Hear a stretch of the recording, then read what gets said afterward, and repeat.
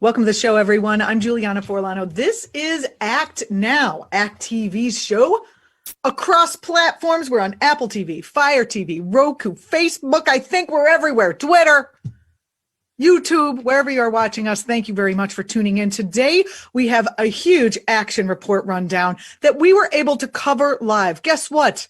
The Amazon workers are still fighting for their union, even though they had a little bit of a loss down in Bessemer. The fight has moved to Staten Island, New York. We've got a great rundown of that action and a little bit of history for you, so stay tuned.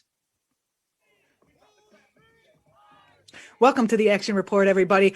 I'm Juliana Forlano. Inspired by the Alabama Union Drive, Amazon workers in New York City are taking on Jeff Bezos and working to unionize for Staten Island warehouse this week. They held their first ever press conference, and Act TV, your home for coverage of progressive activism, was there to cover it. Amazon Labor Union has successfully built a huge workers committee and signed up over 1,000 workers, putting them in range to file with the National Labor Relations Board in the coming months. Since the campaign is launched, Amazon didn't waste any time getting to their union busting. The members have endured the same antics seen in Bessemer, Alabama. You remember that? We covered that.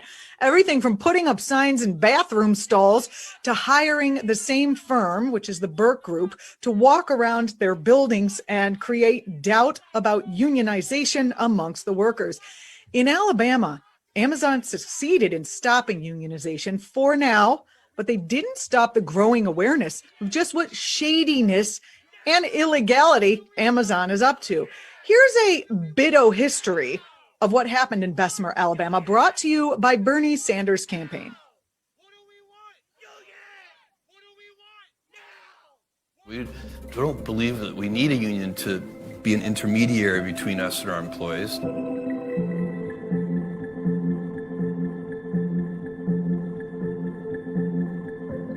We're treated like we're robots. Workers are demanding stronger COVID safety measures and relief from impossibly high productivity standards that leave many unable to take bathroom breaks. The implications are massive. It would change history.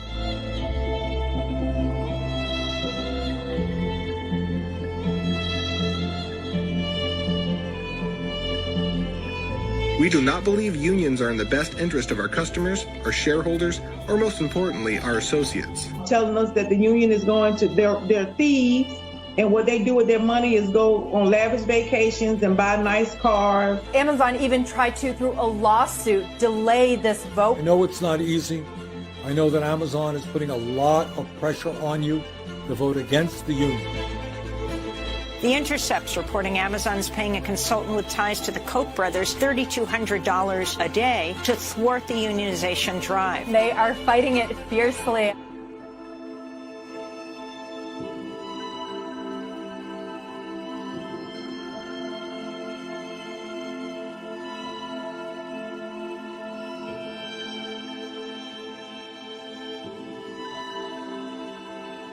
Upwards of 80% of the Bessemer workers are black, and the majority are women. Voting will continue until March 29th. The results of the election should be known by early April. It's going to send a message to workers all across this country that even if you are in an anti-union state like Alabama, even if you are taking on the richest guy in the country, even if you are taking on an incredibly powerful corporation, that if workers stand up, stand together, and fight, they can win.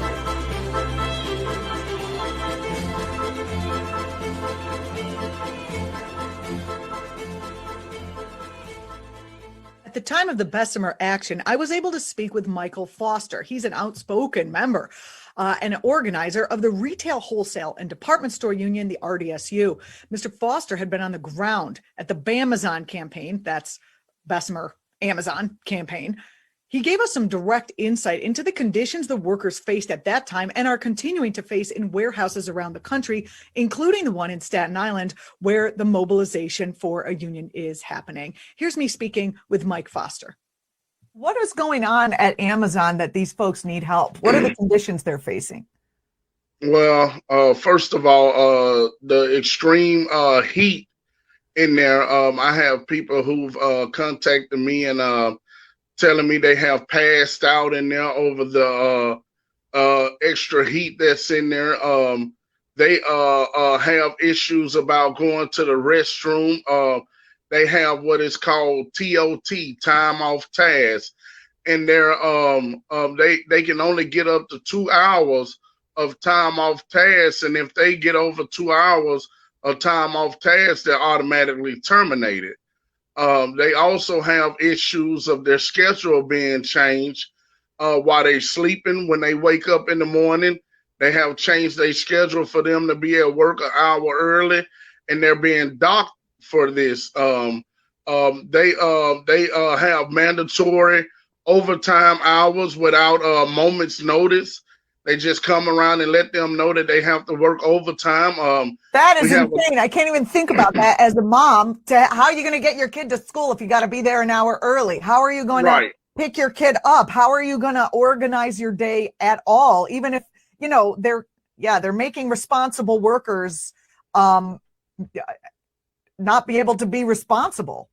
Right. And to me, it's just it's exhausting for these single moms and these parents in here who are they're putting them in between a rock and a hard plate. Do I have to leave my job, or I let my child suffer?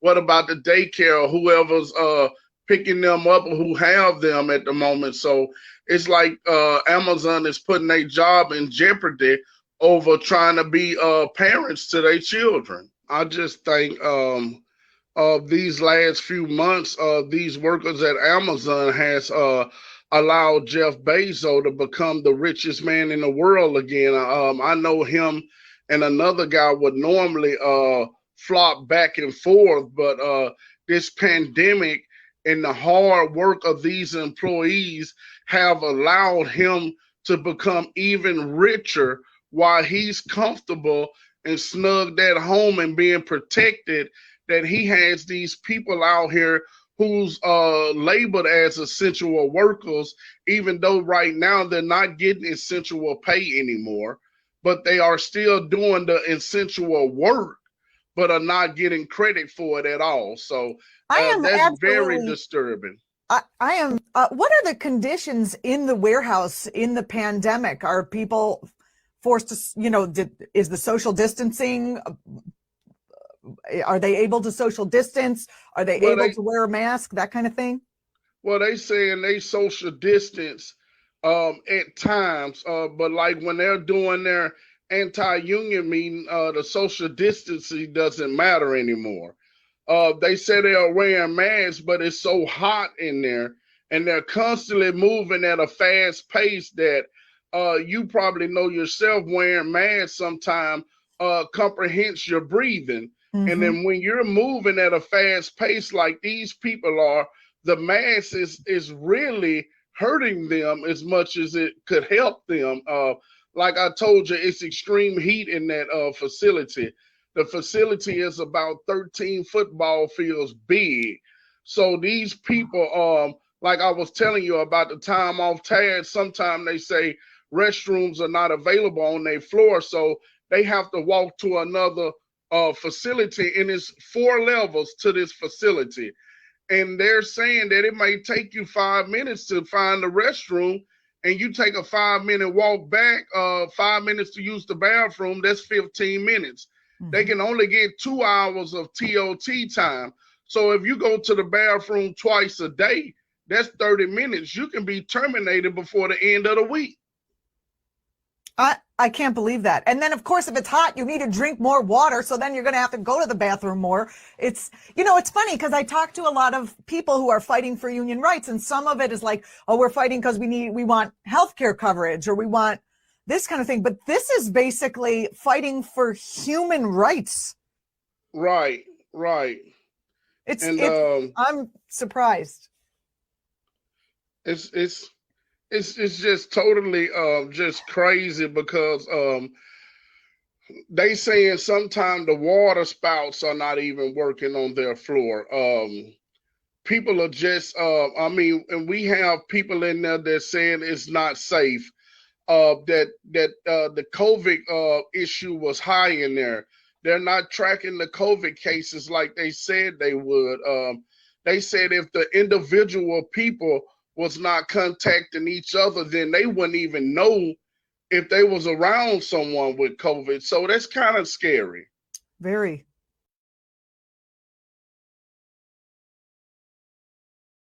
A member organizer from the Retail, Wholesale, and Department Store Union, he was helping with the drive to unionize Amazon down in Bessemer, but back here on Staten Island, where that drive is still in action.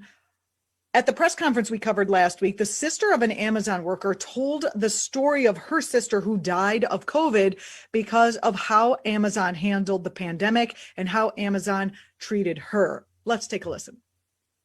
I don't know if Jeff Bezos knows. My sister loved working for your fucking company.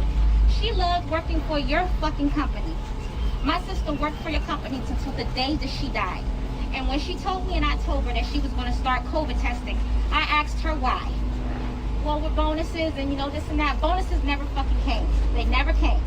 My sister started COVID testing, working in the COVID testing department in October until January, until the day she died. She worked from 9 to 7, Monday through Thursday, COVID testing Amazon employees.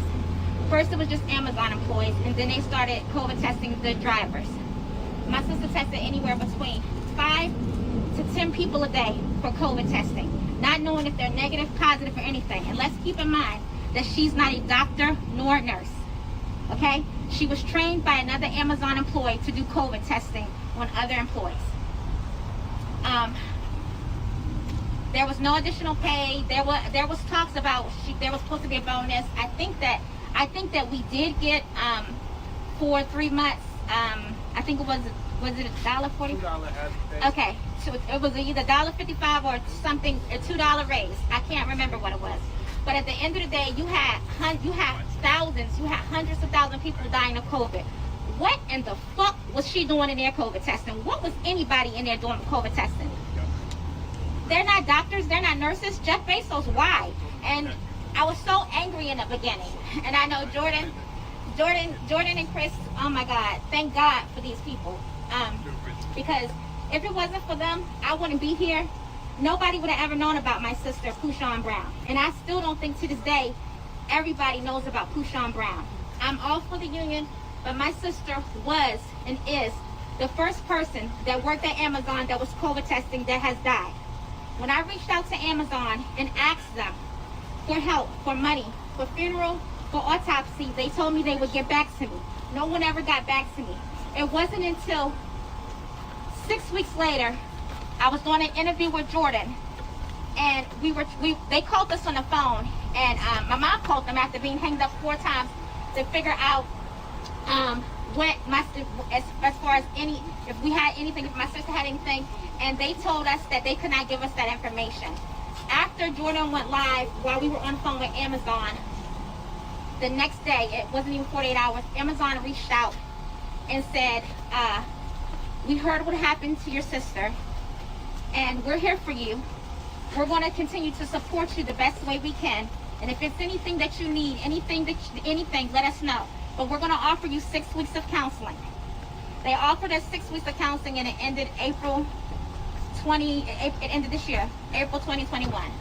And this is my niece. She's going to be 13 next week. She doesn't have a mother. She is in this world parentless.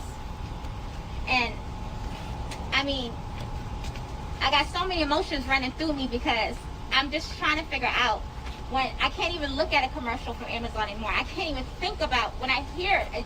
It gets me physically sick. I had a reporter call me yesterday, and he said, well, I think they may want you to stop. When are you going to stop? I'm never going to stop talking about my sister. Don't you ever stop talking about my sister. Say her name, Pushan Brown. Don't ever stop talking about it, and no one can ever get me to stop talking about my sister because she had no business COVID testing at Amazon. And they said, well, do you think the law has been broken? Well, what do you think? Do you think that if you guys, whatever job it is, McDonald's, Burger King, Amazon, Pizza Hut, news reporter, are you guys going to let anybody stick something up your nose? They're not a doctor. They're not a nurse. And I sometimes, People call and say, well, they say your sister didn't have to do it. That wasn't in her job description. Let me tell you something about being a black single mother, okay? And you have children, a mother who is paralyzed that you have to support. You can't say what she should have done or what she shouldn't have done. The question is, why is Jeff Bezos having individuals who signed up to be night sorters and drivers COVID test people instead of doctors and nurses? And then if you're going to have them COVID testing, why not give them the proper gear? Why not equip them with the proper equipment? My sister was in there COVID testing with cloth masks that said Amazon. No plexiglass, no nothing. So when everybody wants to ask, well, why was she doing it? That wasn't her job description. Ask yourself, why is this man a fucking trillionaire? And why did he not hire a nurse or doctor to COVID test? He could have hired them around the clock. That's right. Other pro-labor leaders in Staten Island spoke out at the press conference as well. In this next video, lead organizer Chris Smalls discusses Amazon's threats of police action toward the event organizers. My first thought when I saw this was how brave these workers are, especially the workers of color, because this is Staten Island, New York, after all, where police are known to have killed a black man for selling loose cigarettes. I'm talking about Eric Garner, of course, but Mr. Smalls said the police, when they arrived, had a different response. Listen in. When we first started, initially, the first week, I could tell you, we pulled up here, and before we could even unlock the car doors, some management from what they call the landowners here, the Matrix, they pulled up on us, hopped out their cars. Oh, you guys can't set up here. This is private property. It's a bus stop. This is public property. This is private road. I know the fuck it's not. This is public. So if you guys don't move, we're gonna call the cops. I said, call them. And they did. Actually they didn't do it that day. I don't know what, he must have went back to his supervisor or whatever. But I think it was a day or two later. They came back again. And this time they called the cops. Cops showed up, but they forgot where the fuck we was at. It's New York. And guess where the cops belong to? A union. So the cops looked at me, they looked at our sign, they said, oh, we're not getting involved in this. So we said, they said, this is public, you guys just move over here. Don't go in the grass. All right, cool, because we was over here originally where this prison fence was. And as you can see, they ignored the landscaping ever since they built this prison fence. They landscape all around this shit, but they won't landscape over here. They won't even cut this grass down no more. It's ridiculous. Garbage, everything on the other side of that fence. And that was the first thing they did, call the cops. Then that generator that y'all can hear sort of in the background, that generator that I brought out here, they called the fire department. Anonymous tip. We all know who did that. Anonymous tip to the fire department saying we need a permit for a generator on public grounds. Obviously, you don't need a permit for a generator on public grounds. The generator is in a safe location, is being supervised. The fire department is unionized. They said, they gave us the complaint. Amazon denied it, but the address was literally anonymous tip from building 526, which is that building right there. Somebody called it from HR. The workers are working, they don't have time to, why would they care, right? So they did that. That didn't work. Then after that, signs in the bathrooms, emails, text messages, lies on the TV. The same thing they did in Bessemer. Same thing. Don't sign the union card. You'll lose your voice. Yeah, they had a beware dog sign that one time on the fence. My little puppy was out here, Blanco. I don't know if they were scared of him, but he doesn't bite. Yeah, they don't sign the union card. We are inexperienced. We are here to take money. They calculated our union dues, which we're not even there yet. They're saying that we're going to take about $5 million worth of union dues. As you can see, no buses right here. This is the bus station, the bus stop. Last night, we get an email. Planned work. The fuck is planned? Planned work for today. Obviously, they don't want to see these workers. Every time we have a rally, they do that. They pay the MTA off. We're not going to send the buses here. We don't want them to see the solidarity from the community. As you can see, the workers are getting off at that bus station over there. You know, what else they doing? They're just spreading lies, you know. That's just what Amazon does. They're going to lie through their teeth. They don't give a damn. Chris Smalls, he is one of the labor leaders trying to form an Amazon union. It's so interesting how he said that that the Amazon itself was actually able to get in touch in collusion with the MTA, which is the transit authority in New York City, to have the buses drop the workers off somewhere else and not at their normal bus stop. How interesting. I wonder how that played out. The pro-labor group More Perfect Union got an inside look at the Amazon labor group's plan to win and the lessons they learned from Alabama, with two of the lead organizers, Chris Smalls, who we just saw speaking, and Derek Palmer. Here is the video that pro-labor group, More Perfect Union, produced. My name is Derek Palmer, and I'm a current Amazon employee at JFK 8 in Staten Island, New York. We're here on the ground trying to organize the Amazon union. If we had a union, we would have people to stand up for the people that can't stand up for themselves.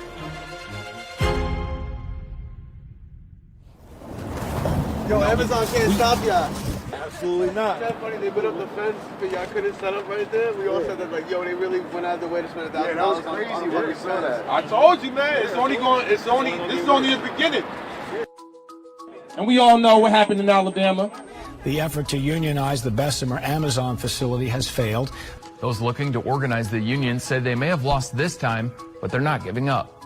I believe this is the foundation for something great that's about to happen. They sparked a fuse all across the world. That spark is what we needed. The lessons that I'll say that we learned is just to be more interactive with the workers. With Amazon, you know, they like to spend a lot of money on union busting campaigns.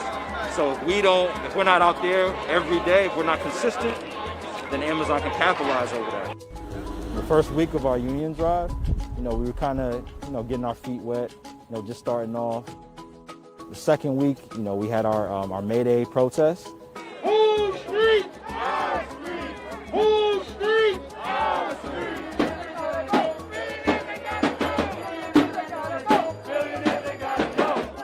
And the third week, we had our barbecue. Come on over, man. Park on up. Come on over. It's free food. We wanted workers to eat good, number one, because working in Amazon, the food options are horrible. And number two, we wanted them to get all the information about the union. Well, I think it's cool that they've had some food out here today. Just shows some commitment. And I know it takes a lot to be out here, however many hours a day dedicated to this cause. You know? The food, very much do appreciate. I'm not gonna lie. After my shift and the labor that I do appreciate this. You know, I'm organizing on the outside and also, you know, as well on the inside. You know, I'm talking to workers and, you know, getting their feedback about what Amazon needs to work on. You know, I have a lot of workers who, they want to be with the cause. They're just scared. We also have workers who are just willing to sign right then and there. They just want a union. They want change. Amazon, as you know, they're anti-union. You see the fencing that they're putting up. All this stuff to stop y'all from unionizing and organizing. Get discouraged. Got you, bro. We out here every day. We have legal representation if you need it. Okay. I'm coming from Brooklyn, man. Right, so your commute is crazy. It's crazy, man. And you working what, the 10-hour shift or the 12-hour shift? 12 hours, man. Oh, so yeah, I used to be on RT too. So yeah, man. I know exactly what you're going through. The treatment by management and leadership is just unacceptable. Amazon breaks its own rules all the time. They do it constantly. When it comes to productivity, they want that to be up there. Safety kind of takes a back seat for a little bit, but when they want to get rid of people, that's when they bring it right on back. They say, oh, you broke safety protocols or this, that, and the third. Everyone knows it's a complete load of bull. The breaks are like really fast because part of your break is also walking to the lunchroom. And the facility is big and our break room is all the way on one side and our location that you're in could be all the way on the opposite side of the facility. The same thing with the bathroom. If you take your time going, the managers are gonna come say something about it, but it's like, you have to go so far just to get water, just to use the bathroom. Females having to pay for pads and stuff in the bathroom, that bothers me too. And I think it's kind of ironic now with them telling us, oh, don't sign a union card. Nobody can pressure you into signing stuff. But Amazon pressures people into signing stuff a lot of times. They don't even tell people they have a choice sometimes. My friend that has a disability, he had no one to advocate for him. He had no one to stand up for him. And because he had a disability, they treated him a different kind of way. They treated him wrong, So he couldn't speak out for himself, so they just fired him. And now he's struggling trying to find more work. We need to get this union started so everyone can have a voice. If I had to say for Jeff Bezos, it would be like, just come on, man. Like, we made you the richest man on the planet. We worked this entire COVID. We got nothing for it. We got a pat on the back and a good job. That's not right for somebody that made record-breaking money this year.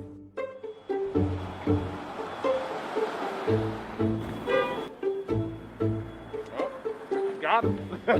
I'm fishing. I got you, brother. We started organizing right next to the bus stop. And, we're trying to expand the operation by organizing at the ferry as well, setting up different tents in different locations. I've been employed with Amazon since July 24th, 2015, and I work at JFK 8, the building right behind me, as well as JFK. There's 3 other warehouses in the area, and the goal is to get them all unionized. If we keep going on the same pace that we've been going on, the goal is to finish the actual union drive before the end of the summer. Information, donuts. Have a good day at work. Okay. I know most people are for it. They're all blue-collar people. Some of them had parents that were in unions, My dad, he was in a union because he worked for the steel company that helped build the World Trade Center. They pretty much helped him with everything that he needed as far as with his job. Before I worked here, I worked at Stop and Shop. And the union that I was in was very beneficial because the managers that I had were not great people. So having a union and being able to have a voice at your job is very helpful. I've been part of a union before in one of my previous jobs. I do think there are a lot of benefits. Workers always need to have protection. It's always important for a worker to be treated as a person instead of a number that's easily disposable. And I think here, we definitely need that. Meanwhile, Amazon has been running ads across New York City to win public support for their chicanery. We couldn't get our hands on one of those New York City ads, but here is one that's very similar that they ran in Alabama when they were trying to get workers to vote against their own best interests. We at the Birmingham team have a great leadership. We really don't need anyone coming in and telling us what they want to give us, because basically we have everything we need here. Always wanted to work for Amazon. This is the only place I've seen that have benefits from day one. There's no waiting period. You got chances to advance. Vote no for the union? I would vote no. It's not needed. Vote no, we can do it without the dues.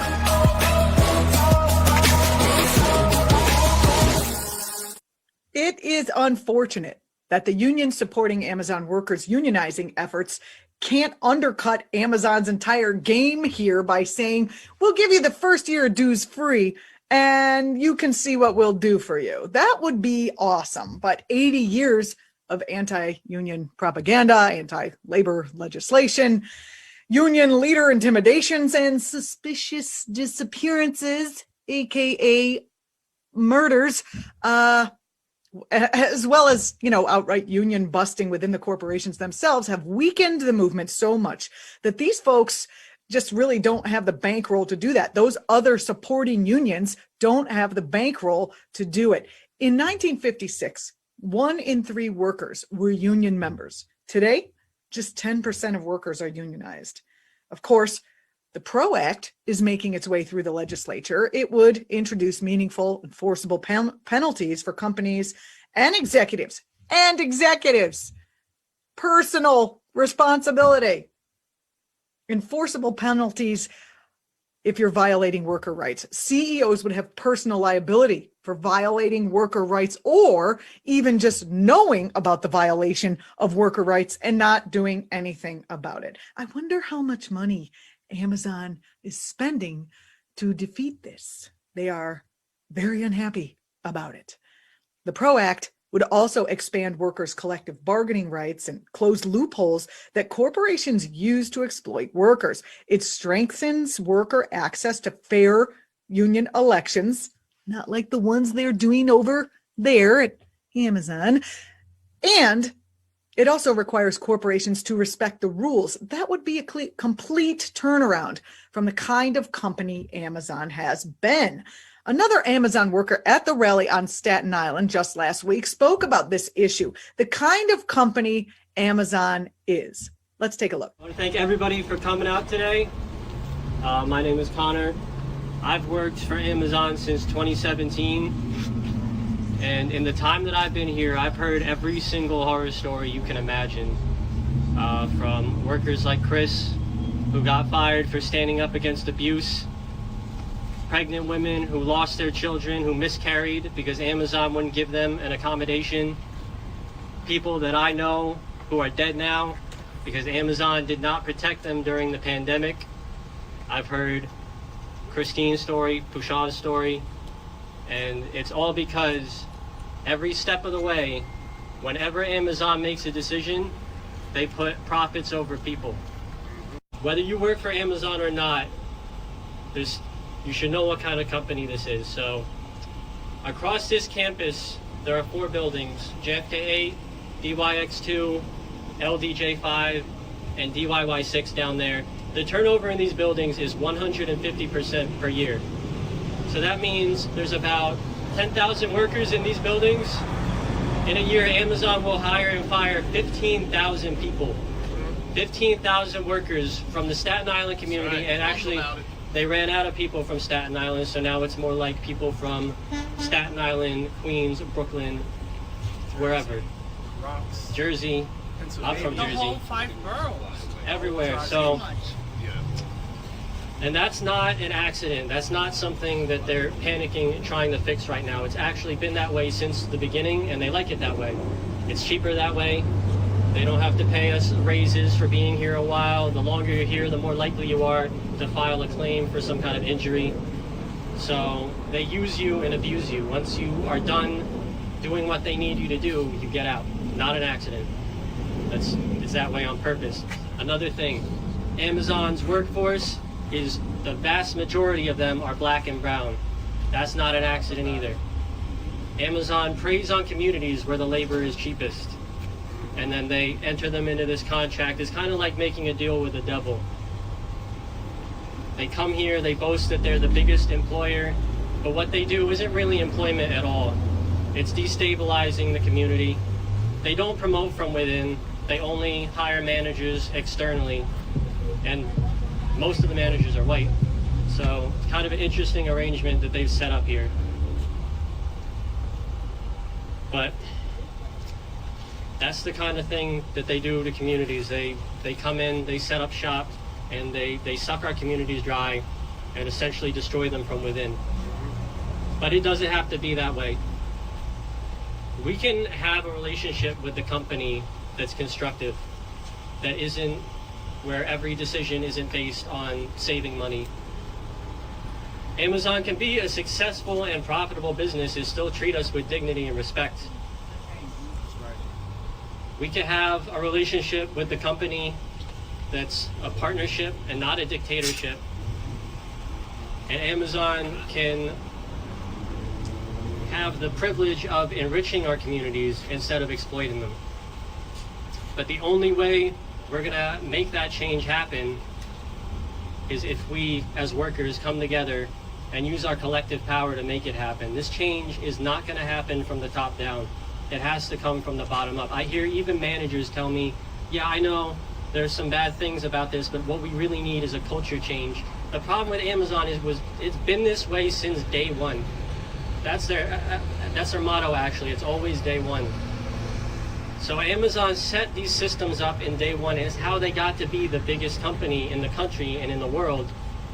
And so this culture that they have set up, it's baked in. You can't change it unless we make that change happen by giving the workers the power they need to sit at the bargaining table and get the improvements to the working conditions that they deserve. Congressman AOC and Congressman Mondari Jones of New York were both scheduled to appear at the event on Staten Island, but neither did for unknown reasons. And to my knowledge, neither sent a statement nor a video. They are both in support of the PRO Act. During the Bessemer, Alabama Union Drive, Cory Booker, Bob Menendez, and Elizabeth Warren, along with other elected officials, including President Biden, showed support for unionization. At the action on Staten Island, Brittany Ramos, who is running for office in the area, did show up and she did speak. Here's our video of her. I'm humbled to even have the opportunity. I know that that is a big deal. I don't take it lightly. I don't take that trust lightly. To be able to stand here today in solidarity with you all. And it's true, I'm running for Congress here to fight for workers, to fight for working class people in Staten Island and Brooklyn. But I'm not here because I'm running for Congress. I'm running for Congress because I grew up in a working class family where my parents worked multiple jobs, worked themselves into the hospital, worked until we could still barely put food on the table half the time. We could still barely keep our housing. And that's not right.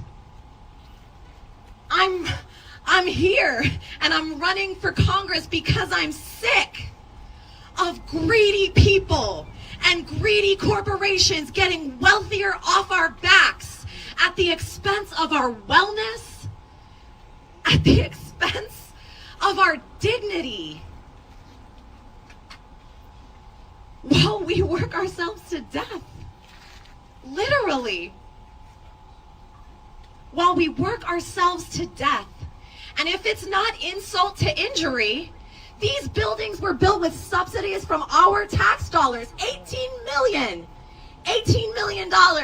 of tax subsidies, basically coming out of our pockets. I work hard every day. I pay my fair share, and I'm happy to do it when I know that those dollars are going to pay for our schools, for benefits, for health cares.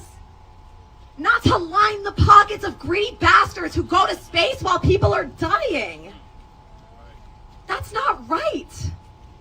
And nothing about this should be considered radical. It's not about left or right. It's not about red or blue. It's about right or wrong. It's about the greedy bastards at the top who keep getting richer off our backs and the rest of us. Not only did they get $18 million to build these buildings of our tax benefits, Amazon put up a record-breaking $20 billion profit last year in the midst of a pandemic, of a global pandemic, while these folks were working without air conditioning, while they were being harassed for taking water breaks that were too long, when they were literally putting their lives on the line. And they put up a $20 billion profit.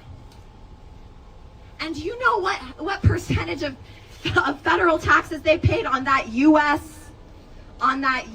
profit alone? That's not even their global profit. That's just their U.S. profit. They paid less than 5%.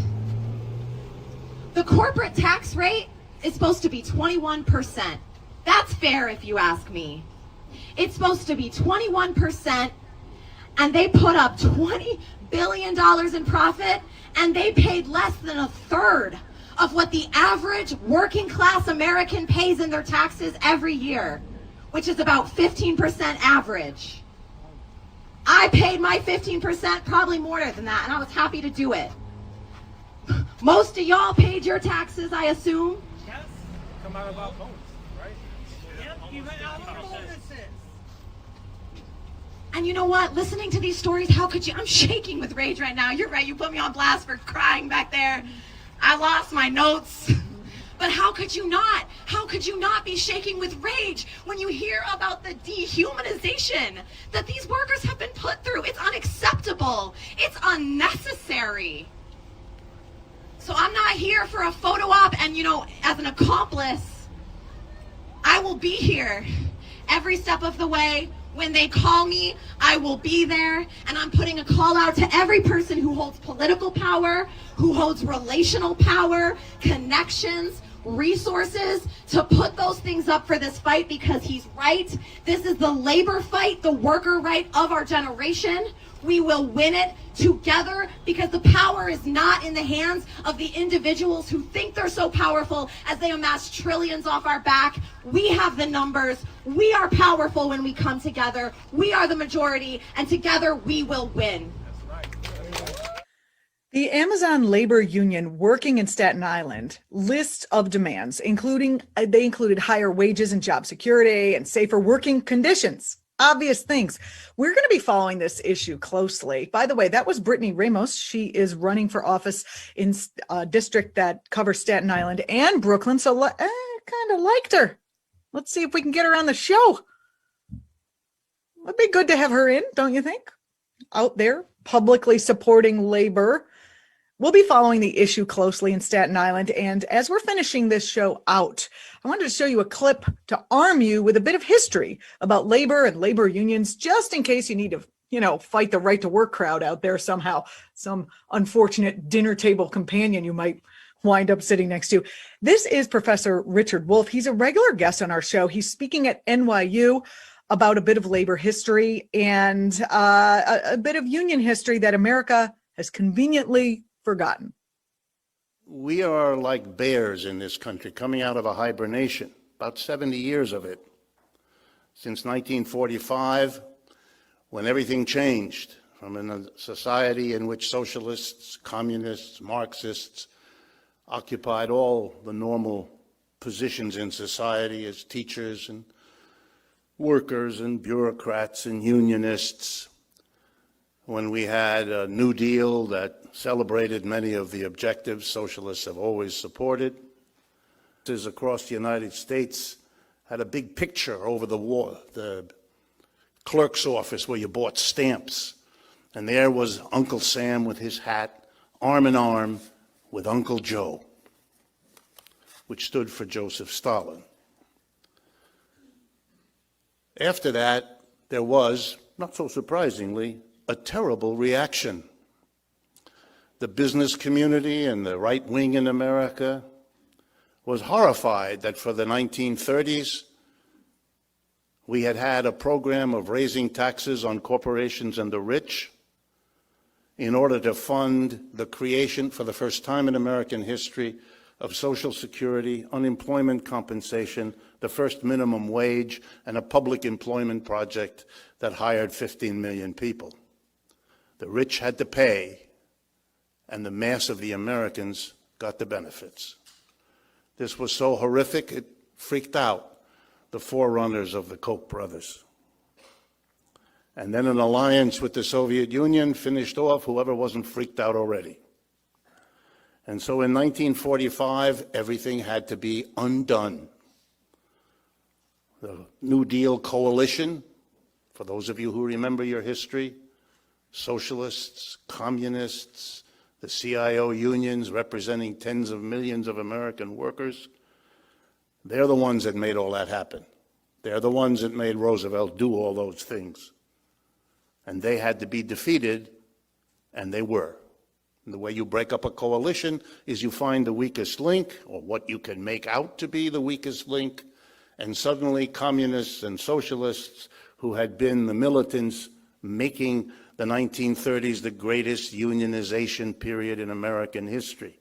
We never had anything like it before. We've never had anything like it since.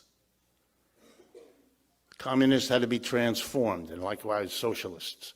From the great allies in the war, from the great vanguard of social programs in the 30s, they became agents of a foreign power likely to be interested in strangling your cat. And they had to be driven out of the unions, the 1947 Taft-Hartley, driven out of their teaching jobs, driven out of the consciousness of the American people, who were terrorized about being interested in those things, as they have mostly been in the last 40, 50, 60, 70 years. A personal note. When I went to college as a young person, I was interested in learning about Marxism, and I asked my teachers in the university, what course can I take to learn about Marxism? Half my teachers explained to me there isn't any, nobody here knows anything about it. The other half said, oh, yeah, we know about it, but we're way too scared, we're not going to teach you anything about it. In my undergraduate and my graduate years, and I majored in economics, I'm an economics professor, here's a fact. No one ever in any economics course assigned me one word of Karl Marx. Is that because he had nothing to teach us? Don't be silly. They were just afraid. 75 years of fear. There's nothing smart and nothing excusable in any of that. Oh, and let me mention, since it might be of some interest to you, the 3 schools I attended were Harvard, Stanford, and Yale. And if they don't have the courage, what can you expect from Eastern Kentucky? You've been watching ACT TV. I'm Juliana Forlano. This is our show, Act Now. Wherever you're watching it, if there's a possibility of you leaving us a comment, please do so. It helps the algorithm. I will definitely read them. I'd love to hear what you would like to have covered as we cover progressive activism. There's a lot going on in the world. There is a lot that mainstream media doesn't cover. We bring you those actions and those voices.